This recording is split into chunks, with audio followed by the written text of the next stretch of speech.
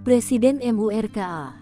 Dua jenderal hantu pimpin 4 pasukan elit TNI Polri kejar Egyanus dan Goliat Tabuni. Pasca penembakan pilot helikopter Selandia Baru Glenn Malcolm Choning, dua presiden yakni Presiden Jokowi dan Presiden terpilih Prabowo Subianto murka. Operasi pengejaran pun dilakukan terhadap terduga otak serangan yakni pimpinan Mimika Brigjen OPM Elkius Kobak, Brigjen Egyanus Kogoya pimpinan OPM Duga dan pimpinan tertinggi Panglima OPM Jenderal Goliat Tabuni yang bermarkas di Puncak. Jokowi dan Prabowo dikabarkan memerintahkan dua jenderal dari pasukan hantu atau Kopassus turun gunung, yakni Pangkogabu Wilhan III, Letjen TNI Richard Tampu Bolon dan Pangkoops Habema Brigjen TNI Laki Avianto.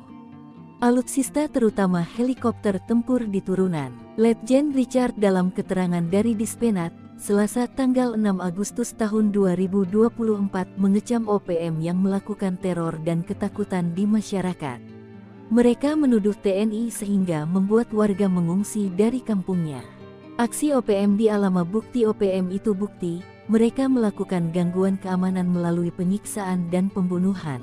Kehadiran aparat keamanan di Papua sesuai instruksi Presiden RI bertujuan untuk memberikan dukungan pengamanan, membantu Pemda dalam penyediaan kebutuhan dasar masyarakat dan melaksanakan komunikasi sosial inklusif dalam rangka mendukung program percepatan pembangunan wilayah Papua, ujarnya.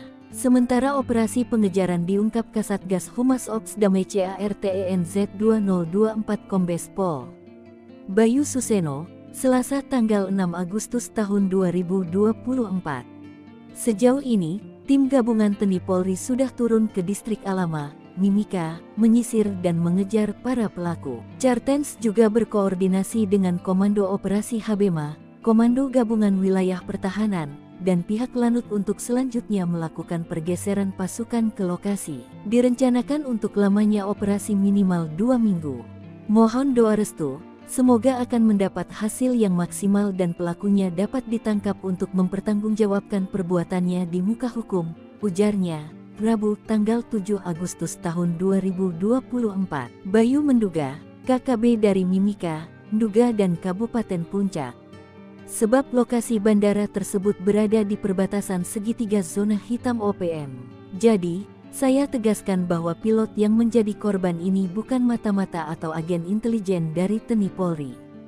Kami tidak memiliki agen intelijen dari negara asing, tegas Bayu. Diketahui, jubir OPM Sebi Sambom sengaja menembak pilot Selandia Baru karena melanggar zona perang dan diduga mata-mata dari anggota TNI. Sementara itu kecaman keras datang dari Komnas HAM.